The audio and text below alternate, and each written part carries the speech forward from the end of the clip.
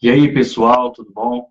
Estamos de volta aqui para continuarmos a nossa série sobre a paixão de Cristo. Lembrando que nossos vídeos é sempre gravado ao vivo aqui no Facebook, às vezes no Instagram. Esse não está no Instagram. E depois a gente passa aí para o YouTube. Então é sempre uma gravação ao vivo, sem edições, sem cortes, sem nada por enquanto, só o comentário aqui e a palavra. Então, a gente está fazendo esses comentários bíblicos, que a gente está fazendo um aí por semana em preparação para a Páscoa, que é no final agora do mês de março, né? No último final de semana do mês de março.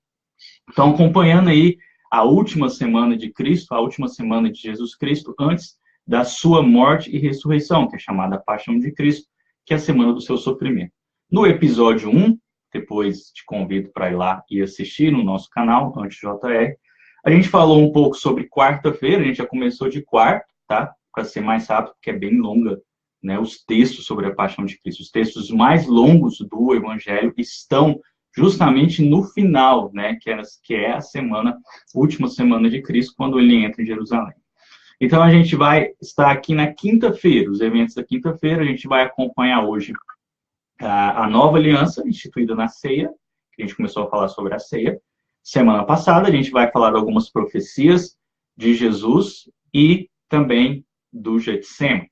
Então, vamos lá, acompanha comigo aí, pega a sua Bíblia, seu celular. Eu estou lendo, né, acompanhando aqui, na revista e atualizada, agora de 2017, lançada agora em 2017, até indiquei ela no Instagram, AntesJR, Bíblia e Teologia, tá? Então, vamos lá, nós paramos no versículo 21 de Marcos 14. E relembrando, a gente está acompanhando em Marcos também, tá? Que é um pouco mais curto. Então, a gente parou lá quando Jesus fala do traidor, mas em Marcos não indica que é Judas Iscariotes, nós sabemos que é Judas Iscariotes, e não fala que, após acontecer isso, Satanás entrou em Judas e Judas saiu. Então, a ceia, aqui Judas ainda está, que a gente vai ler, mas após essa ceia, Judas sai. Então, vamos lá, versículo 22, na revista atualizada 2017.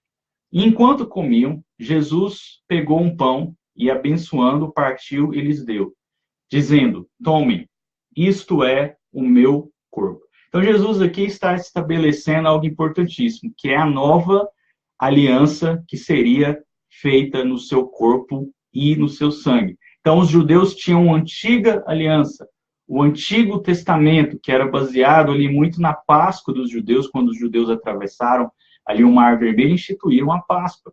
Eles comiam cordeiro, pães asmos, e eles passaram sangue, né, nas portas das casas para que o anjo da morte não matasse os primogênitos, matasse apenas os primogênitos do Egito e depois eles seriam salvos. Mas agora Jesus estabelece uma nova aliança, não haveria mais sacrifícios. Por isso que todo o sacrifício do Antigo Testamento acabou. Todo o ritual do Antigo Testamento acabou e agora nós temos apenas a lei moral que nós devemos seguir, que nós devemos cumprir o Evangelho de Jesus Cristo. Acabou porque a aliança é feita no corpo. Jesus falou: olha, tomem, isto é o meu corpo, que a gente pratica uma vez por mês nas igrejas protestantes. Isto é o meu corpo, quer dizer, esse seria o sacrifício final, seria o sacrifício perfeito, como dizem em Hebreus. A partir do verso 23, a seguir Jesus pegou um cálice e, tendo dado graças, o deu aos seus discípulos e todos beberam dele. Então lhes disse: isto é o meu sangue, o sangue da aliança derramado em favor de muitos. Aqui, muito importante, né? A gente tem que passar rápido aqui por causa do tempo, mas muito importante, igual eu estava falando, é o sangue. O sangue é a base da aliança. No sangue está a vida, Deus diz no Antigo Testamento, e as alianças do Antigo Testamento, todas elas eram ratificadas com sangue, era preciso haver o sacrifício, era preciso haver derramamento de sangue. E Jesus fala aqui o seguinte: olha, a nova aliança não vai precisar mais de derramamento de sangue, de sacrifícios, como ainda algumas religiões pedem, né? Na macumbaria, o povo pede sangue de galinha, né, para fazer rituais. Jesus está falando aqui, não, olha, o meu sangue vai ser derramado, e através desse sangue nós teremos acesso a Deus, e através desse sangue nós teremos acesso à salvação. Então, Jesus disse, esse é o meu sangue derramado em favor de muitos. Então, presta atenção aqui que Jesus diz, não em favor de todos, tá? Mas em favor de muitos. Então, quer dizer que Jesus está dizendo aqui, claramente, que ele derrama o seu sangue não por todos, mas por muitos, pelos salvos, pelos que seriam salvos, pelos que serão salvos, pelos que foram salvos. Jesus derrama sangue por eles, porque o sangue de Jesus ele se torna eficaz e ele tem efeito naqueles que são salvos. Então nós comemoramos principalmente na Páscoa isso, né? O sacrifício de Jesus no lugar do Cordeiro, ele era o Cordeiro perfeito. João Batista disse, eis o Cordeiro de Deus que tira pecado do mundo, né? Poderia falar muito mais aqui sobre isso, mas vamos seguir em frente para dar tempo de passar aí essa semana. Em verdade lhes digo, Jesus disse, que nunca mais beberei do fruto da videira, até aquele dia em que beberei o vinho novo no reino de Deus. Então, Jesus aqui começa as suas profecias. Após a ceia, Jesus está falando, olha, eu vou morrer, vou deixar vocês por um tempo, mas haverá uma festa, uma celebração entre Jesus e os seus eleitos e os seus salvos no reino de Deus, seja no paraíso, seja quando Jesus voltar, seja no novo céu e na nova terra, né? Nós não estamos aqui falando de escatologia agora. Mas haverá uma celebração, uma festa dos salvos com Jesus. E tendo cantado um hino, olha que interessante, né? Talvez um dos únicos versos que mostra Jesus cantando um hino, provavelmente Salmos 115 a 118, tá? Que os judeus cantavam na Páscoa. Saíram para o Monte das Oliveiras. E agora aqui Jesus começa uma série de profecias. E olha só o que ele diz. Versículo 27. Jesus disse aos discípulos, serei uma pedra de tropeço para todos vocês, porque está escrito, ferirei o pastor e as ovelhas ficarão dispersas. Mas depois da minha ressurreição, irei adiante de vocês para a Galiléia. Então Jesus está dizendo aqui o seguinte, já profetizando, falando para os discípulos, falando, olha, eu sei o que vai acontecer. Vocês ficarão escandalizados com a minha prisão, com a minha morte, com o meu sofrimento, porque vocês não estavam esperando isso. Os judeus acreditavam que o Messias viria e já governaria, já estabeleceria Israel como uma grande nação sobre o mundo inteiro. E Jesus está falando para eles, olha, vocês não esperam isso, mas o Messias tem que sofrer e vocês não entenderão, vocês fugirão. E é justamente o que aconteceu. Só João continuou com Jesus e as mulheres que seguiam Jesus foi com Jesus até o fim. Mas Jesus disse, ó, eu vou ressuscitar também. Jesus profetizando a sua própria vida. Eu vou ressuscitar e vou para Galiléia e lá vocês me encontrarão.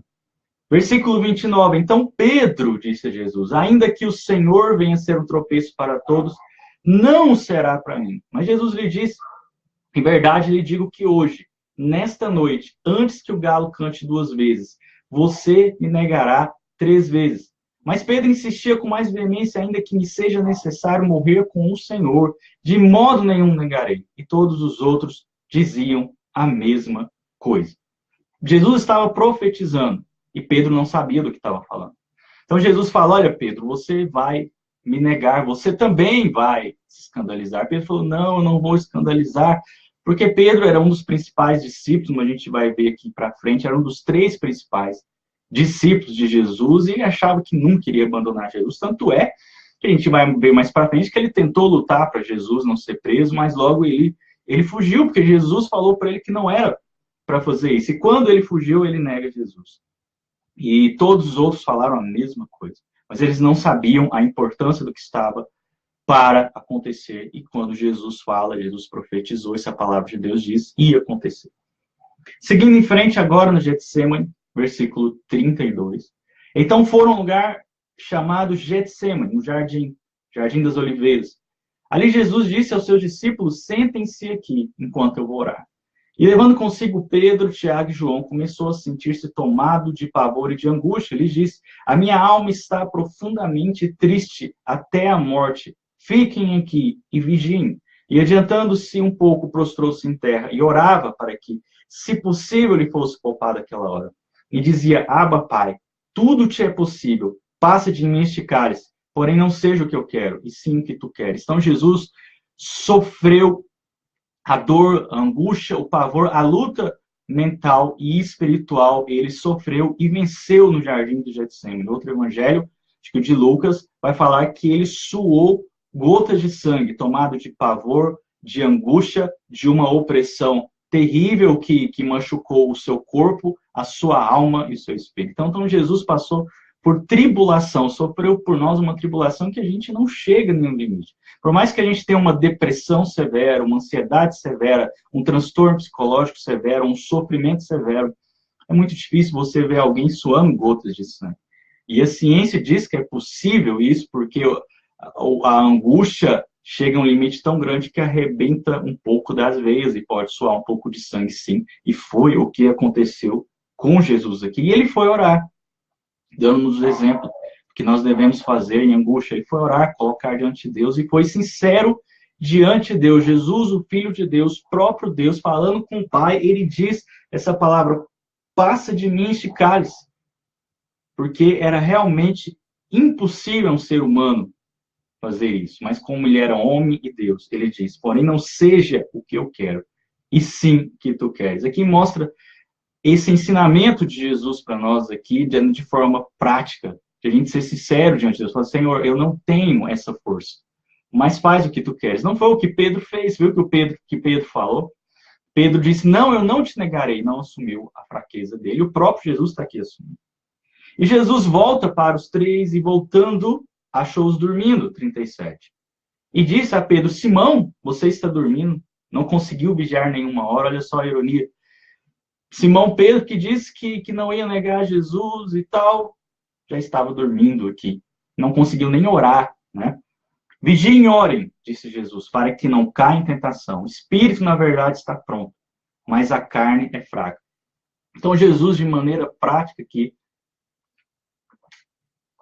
a sua paixão, o seu sofrimento maior, ele diz, então, vigiem e orem, dando um exemplo.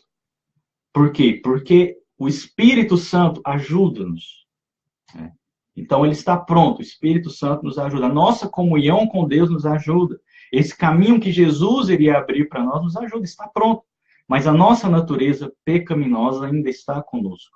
Então, nós precisamos vigiar e orar. Não apenas ter boas intenções, não apenas querer fazer boas coisas, mas nós também temos que vigiar e orar para não cair em tentação, como na oração do Pai Nosso. Jesus manda orar: Senhor, livrai-nos do mal, né? Livrai-nos da tentação, não nos deixes cair em tentação. E retirando-se de novo, orou repetindo as mesmas palavras. E voltando, achou-os outras vezes dormindo, porque os olhos deles estavam pesados, e não sabia o que lhe responder. E quando voltou pela terceira vez, Jesus disse: vocês ainda estão dormindo e descansando? Basta. Chegou a hora, o Filho do Homem está sendo entregue nas mãos dos pecadores. Veja o que Jesus fala: está sendo entregue. Jesus não fala que ele ia ser pego, Jesus não fala que foi pego de surpresa, está sendo entregue. Quem estava entregando Jesus para este sofrimento, para essa paixão por nós? Próprio Deus, o Pai, entregou Jesus como sacrifício pelos pecados nossos, daqueles que iam ser salvos, daqueles que iriam crer em Jesus, daqueles que iam depositar a sua fé no corpo e no sangue de Jesus. Levantem-se, vamos embora. Eis que o traidor se aproxima. Então a gente para aqui. Nesse episódio, tá sendo um pouco longo esses episódios, porque é um texto grande, a gente está até passando rápido, daria para fazer estudos e pregações. Então, semana que vem, a gente continua a partir do versículo 43, a partir da prisão de Jesus aqui. Tá bom? Beleza? Se você gostou, curta, comente e se inscreva no nosso canal, AntiJR. Obrigado a quem assistiu no Facebook, quem vai assistir no YouTube também. Depois a gente volta com o episódio 3. E não deixa de ver o episódio 1, tá bom? Beleza? Valeu, gente.